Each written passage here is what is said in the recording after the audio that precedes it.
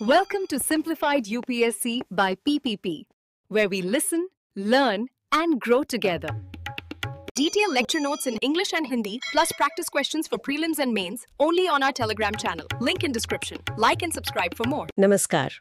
आज हम एक बहुत ही दिलचस्प विषय पर बात करने वाले हैं। जी नमस्कार।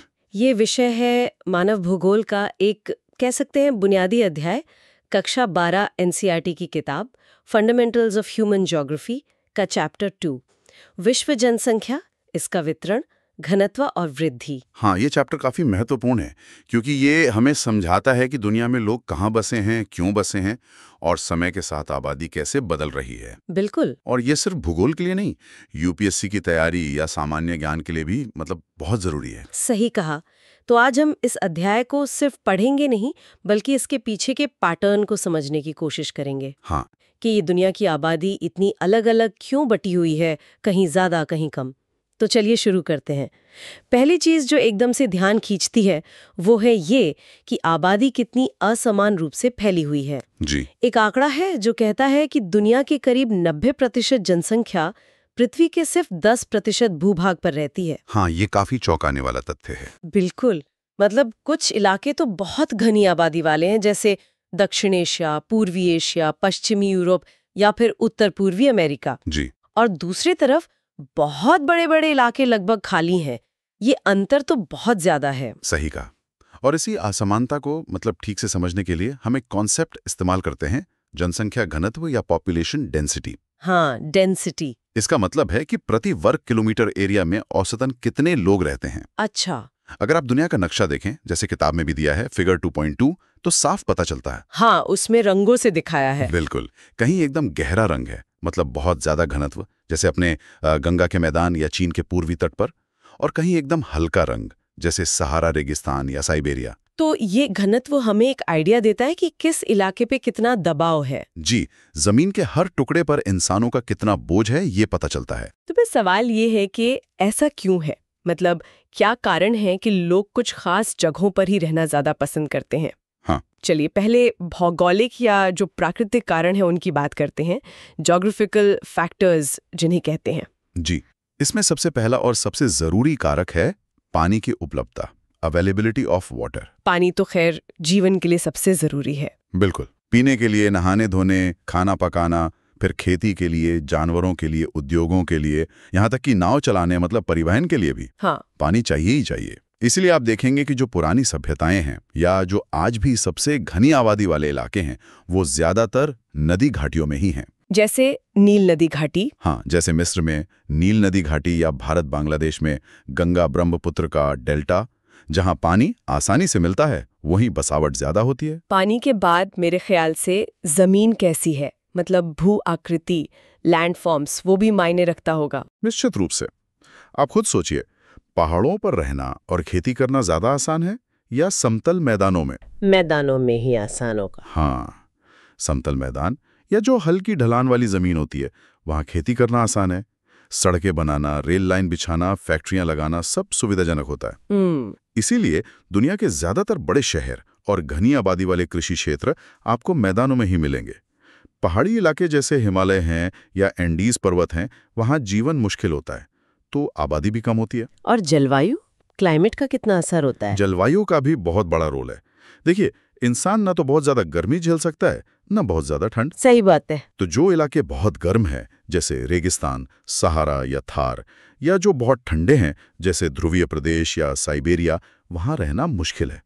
इसलिए वहां आबादी बहुत कम है। लोग ऐसी जगह रहना पसंद करते हैं जहां मौसम सुहावना हो, ना ज्यादा गर्मी ना ज्यादा सर्दी, बारिश भी ठीक ठाक हो। जैसे मेडिटेरेनियन इलाके। हाँ, बिल्कुल।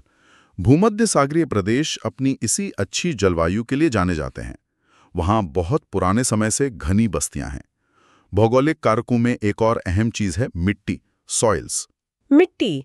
अच्छा, खेती के लिए? जी, खासकर उपजाऊ मिट्टी, जैसे दोमट मिट्टी होती है, लोमी सॉइल्स, वो खेती के लिए बहुत अच्छी होती है। जहां मिट्टी उपजाऊ होगी वहां फसल अच्छी होगी, ज्यादा अनाज पैदा होगा, तो ज्यादा लोगों का पेट भर सकेगा। सही है। इसीलिए आप देखेंगे कि चीन के जो बड़े मैदान हैं या अमेरिका का जो मिडवेस्ट है, जहां बहुत उपजाऊ मिट्टी है, वहां खेती पर आधारित घनी आबादी पाई जाती है। तो ये तो हो गए भौगोलिक कारक, पानी, जमीन, जलवायु, मिट्टी। लेकिन आजकल के जमाने में क्या आर्थिक कारक, इकोनॉमिक फैक्टर्स ज्यादा महत्वपूर्ण नहीं हो गए हैं? आपने बिल्कुल सही मुद्दा उठाया। आज के समय में आर्थिक अवसर लोगों को खींचने या धकेलने में बहुत बड़ी भूमिका निभाते हैं। जैसे कि? जैसे मान लीजिए कहीं पर खनिज मिलते हैं, मिनरल्स। अच्छा, कोयला, लोहा वगैरह। हाँ, या तांबा, सोना, हीरा, कुछ भी। तो जहां खनिज मिलते हैं वहां खनन उद्योग लगता है, फिर उससे जुड़े दूसरे उद्योग पनपते हैं। तो रोजगार पैदा होता है। बिल्कुल। तो लोग काम की तलाश में ऐसी जगहों पर खिंचे चले आते हैं, भले ही वहां का मौसम बहुत अच्छा ना हो या पानी की कमी हो। जैसे अफ्रीका में कटंगा का तांबा क्षेत्र है या ऑस्ट्रेलिया में सोने की खदानें। फिर दूसरा बड़ा आर्थिक कारक है नगरीकरण, अर्बनाइजेशन। शहरों की तरफ खिंचाव। जी। शहरों में क्या होता है, बेहतर रोजगार के अवसर मिलते हैं, अच्छी शिक्षा मिलती है, स्वास्थ्य सुविधाएं बेहतर होती हैं, मनोरंजन के साधन होते हैं। हाँ, और आने जाने, कम्युनिकेशन की सुविधा भी। सही कहा। तो ये सब चीजें पुल फैक्टर का काम करती हैं, मतलब लोगों को गांव से शहर की तरफ खींचती हैं। इससे शहरों की आबादी और घनत्व दोनों तेजी से बढ़ते हैं। और औद्योगिकरण, इंडस्ट्रियलाइजेशन, वो भी इसी से जुड़ा है। जहाँ उद्योग लगते हैं, फैक्ट्रियां लगती हैं, वो बहुत सारे लोगों को काम मिलता है। सीधे फैक्ट्री में काम करने वाले मजदूर, फिर सामान लाने ले जाने वाले ट्रांसपोर्टर, फिर उनके लिए दुकानें खोलने वाले, दूसरी सेवाएं देने वाले। मतलब एक पूरी इकोनॉमी बन जाती है। जी, एक पूरी चेन बन जाती है। जैसे जापान का कोबे ओसाका रीजन है, या अपने यहाँ मुंबई पुणे की जो औद्योगिक पट्टी है, ये सब औद्योगिकरण की वजह से ही इतने घनी आबादी वाले इलाके बने हैं। तो ये भौगोलिक और आर्थिक कारक तो समझ आ गए। इनके अलावा क्या कुछ सामाजिक और सांस्कृतिक वजह, सोशल एंड कल्चरल फैक्टर्स भी होते हैं? हाँ, उनका भी असर होता है। कुछ जगह ऐसी होती हैं जिनका धार्मिक या सांस्कृतिक महत्व होता है। जैसे तीर्थ स्थान। हाँ, जैसे वाराणसी है, या मक्का है, या यरूशलेम है।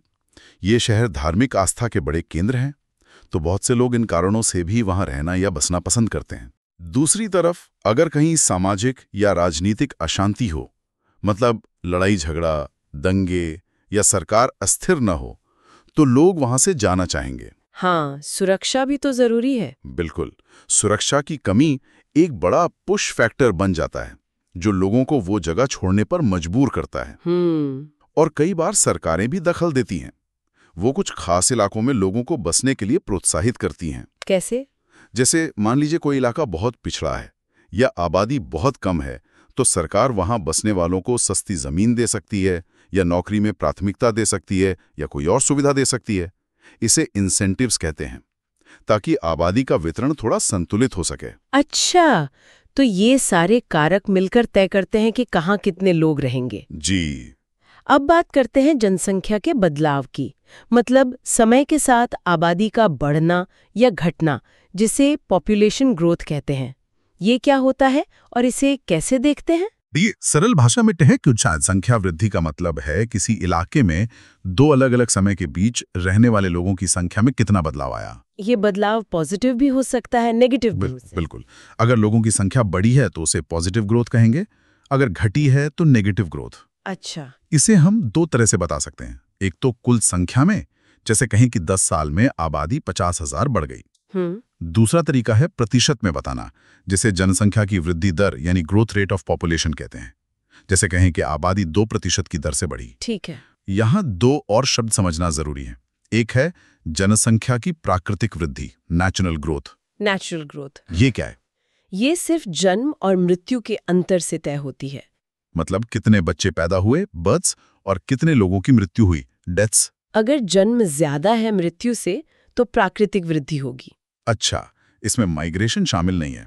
नहीं, जब हम माइग्रेशन को भी शामिल कर लेते हैं तब उसे कहते हैं जनसंख्या की वास्तविक वृद्धि, एक्चुअल ग्रोथ। Actual growth. इसका फॉर्मूला होता है जन्म मृत्यु प्लस बाहर से आए लोग यानी इन माइग्रेशन, यहां से बाहर गए लोग यानी आउट माइग्रेशन।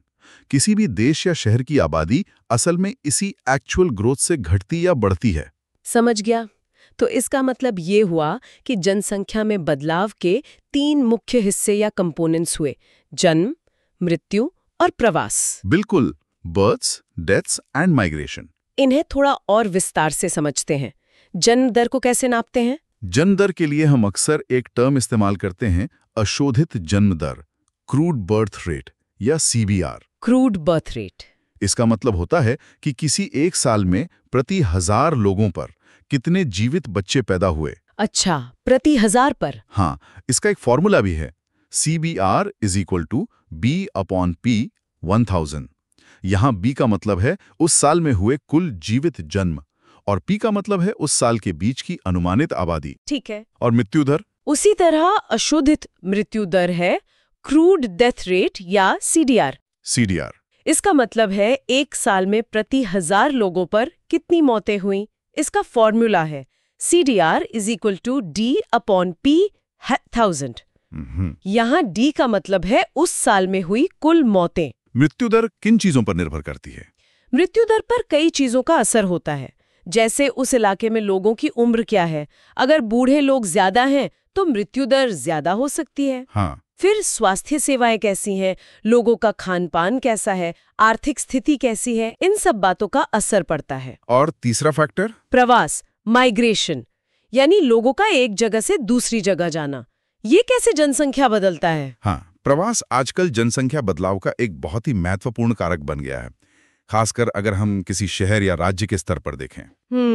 जब लोग एक जगह छोड़कर दूसरी जगह जाते हैं तो जिस जगह से जाते हैं उसे कहते हैं उद्गम स्थान, प्लेस ऑफ ऑरिजिन। और जिस नई जगह पर जाते हैं उसे कहते हैं गंतव्य स्थान, प्लेस ऑफ डेस्टिनेशन। तो होता क्या है कि उद्गम स्थान की आबादी कम हो जाती है और गंतव्य स्थान की आबादी बढ़ जाती है। प्रवास होता क्यों है? लोग क्यों जाते हैं एक जगह से दूसरी जगह? इसके पीछे, जैसा हमने पहले भी जिक्र किया, 2 तरह के कारण काम करते हैं। हाँ, पुश और पुल फैक्टर्स। बिल्कुल। पहले हैं अपकर्ष कारक या पुश फैक्टर्स। ये वो बुरी या नकारात्मक वजह हैं जो लोगों को अपनी जगह छोड़ने पर मजबूर करती हैं। जैसे बेरोजगारी, गरीबी, रहने की खराब हालत, राजनीतिक अस्थिरता, लड़ाई झगड़ा, कोई प्राकृतिक आपदा आ गई जैसे बाढ़ या सूखा, कोई महामारी फैल गई, या फिर सामाजिक भेदभाव। ये सब लोगों को धक्का देती हैं कि वो वहां से निकलें। और पुल फैक्टर्स? दूसरे हैं प्रतिकर्ष कारक या पुल फैक्टर्स। ये वो अच्छी या सकारात्मक वजह हैं जो किसी दूसरी जगह को आकर्षित बनाती हैं और लोगों को अपनी तरफ खींचती हैं। जैसे शहरों में होता है। हाँ, जैसे रोजगार के बेहतर मौके, ज्यादा आमदनी की उम्मीद, बेहतर जीवन स्तर, शांति और सुरक्षा का माहौल, अच्छी जलवायु, अच्छी शिक्षा और स्वास्थ्य सुविधाएं, ये सब पुल फैक्टर्स हैं। ठीक है, तो ये तीनों घटक मिलकर जनसंख्या को बदलते रहते हैं। जी। अच्छा, अगर हम इतिहास को देखें तो क्या जनसंख्या हमेशा से इतनी तेजी से बढ़ी है? क्या कोई पैटर्न या ट्रेंड्स रहे हैं पॉपुलेशन ग्रोथ में? नहीं, हमेशा से ऐसा नहीं था। किताब में एक टेबल है, टेबल 2.1, वो इस कहानी को अच्छे से बताती है। हाँ। मानव इतिहास का ज्यादातर समय ऐसा रहा है जब दुनिया की आबादी बहुत धीरे धीरे बढ़ी। जब तक खेती का विकास नहीं हुआ था, मतलब करीब 10-12 हजार साल पहले तक इंसान शिकार करके या कंदमूल इकट्ठा करके गुजारा करता था। तब आबादी बहुत ही कम थी। फिर खेती शुरू हुई? हाँ, करीब 8 से 12 हजार साल पहले जब खेती शुरू हुई तो खाने का इंतजाम थोड़ा बेहतर हुआ। लोग एक जगह टिक कर रहने लगे। इससे आबादी थोड़ी बढ़ी, लेकिन फिर भी रफ्तार बहुत धीमी थी। पहली सदी ईस्वी में दुनिया की आबादी अंदाजन 30 करोड़ से भी कम थी। अच्छा। असली बदलाव आया 18वीं सदी में, खासकर औद्योगिक क्रांति के बाद। Industrial revolution. जी, विज्ञान और तकनीक ने तरक्की की, साफ सफाई का ध्यान रखा जाने लगा, चिकित्सा सुविधाएं बेहतर हुई। इससे क्या हुआ कि मृत्यु दर, खासकर बच्चों की मृत्यु दर, तेजी से कम होने लगी। लेकिन जन्म दर उस समय भी काफी ऊंची बनी हुई थी। सामाजिक कारण थे, लोगों की सोच थी। तो मृत्यु दर घट गई, जन्म दर ऊंची रही। नतीजा? Population explosion. आबादी में जबरदस्त उछाल। बिल्कुल। जनसंख्या विस्फोट हो गया।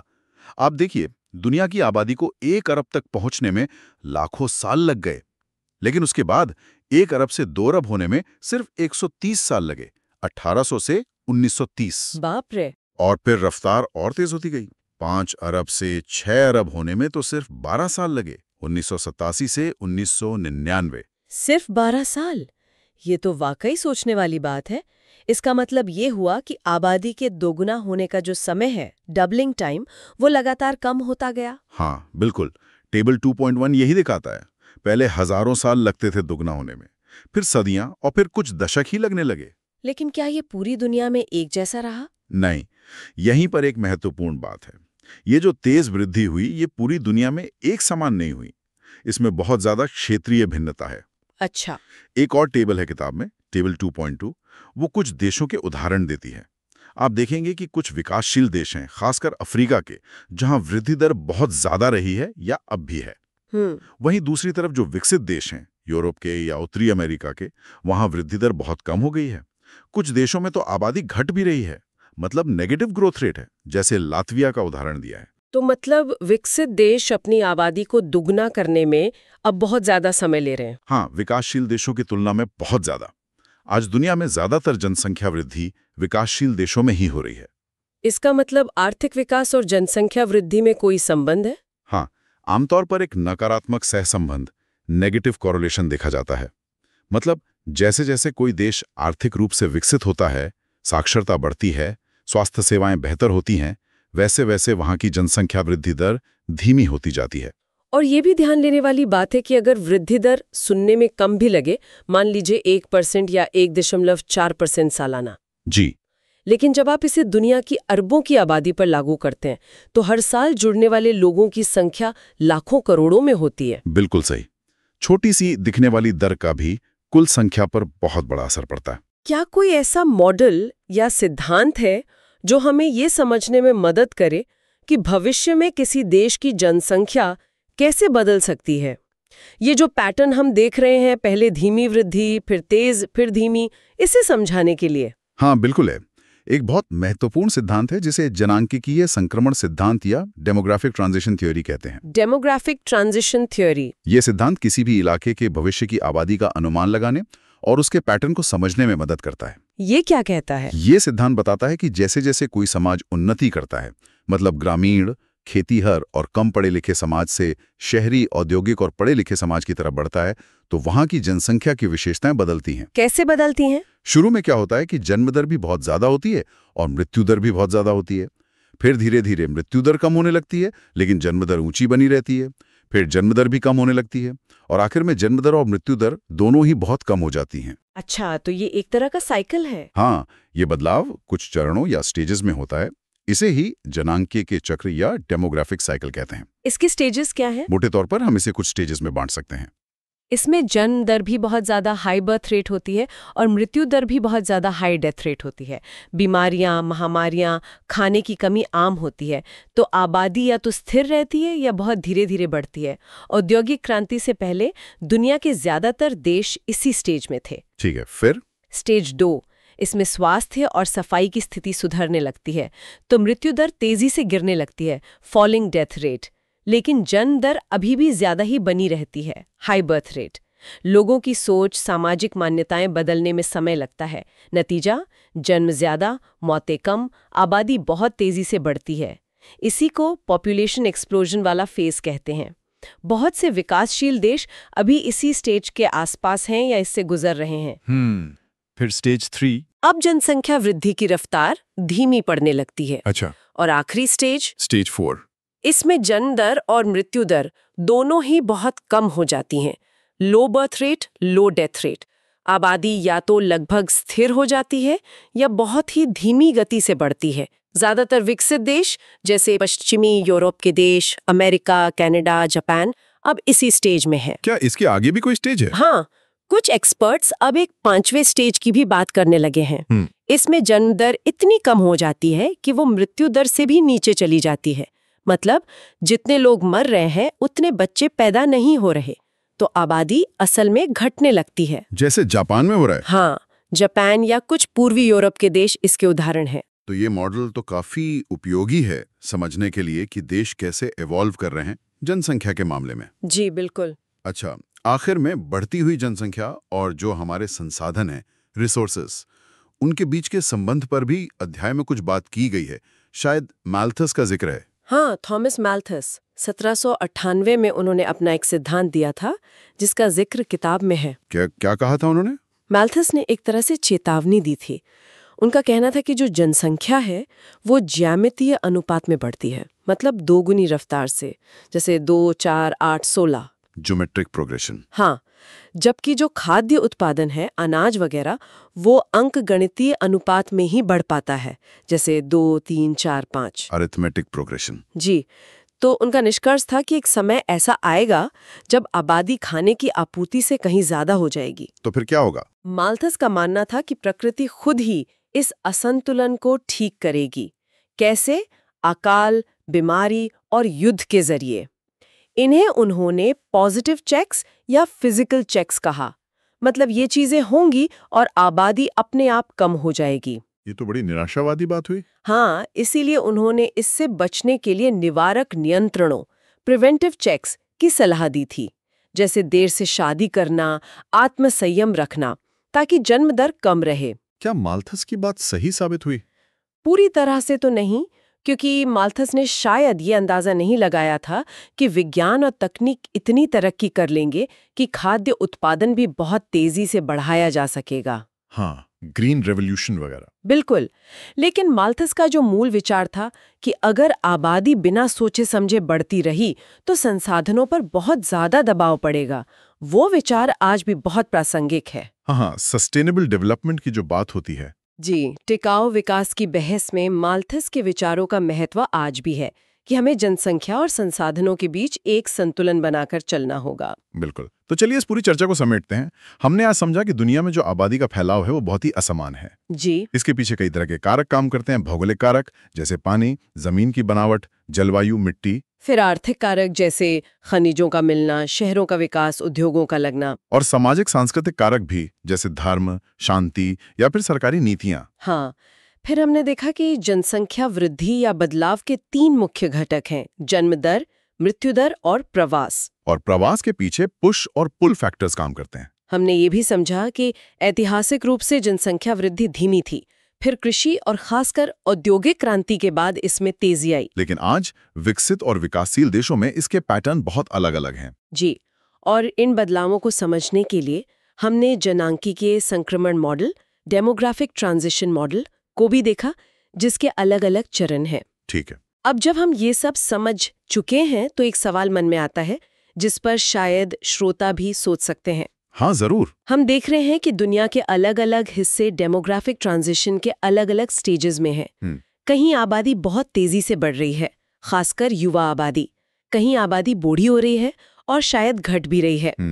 तो भविष्य में इसका असर दुनिया की राजनीति पर, शक्ति संतुलन पर, संसाधनों के बंटवारे पर और देशों के आपसी रिश्तों पर क्या पड़ेगा? ये एक बड़ा सवाल है। बिल्कुल, ये सोचने वाली बात है कि ये बदलती डेमोग्राफी दुनिया को कैसे रीशेप करेगी। जी, चलिए इसी विचार के साथ आज की चर्चा समाप्त करते हैं। उम्मीद है इस बातचीत से विश्व जनसंख्या की जटिलताओं को समझने में मदद मिली होगी और एनसीईआरटी के इस महत्वपूर्ण अध्याय के मुख्य बिंदु स्पष्ट हुए होंगे। धन्यवाद। आपका भी बहुत बहुत धन्यवाद। अगली बार फिर मिलेंगे एक नए विषय के साथ। नमस्कार। Thanks for watching. Follow us on Telegram and Instagram. Don't forget to like, share, and subscribe.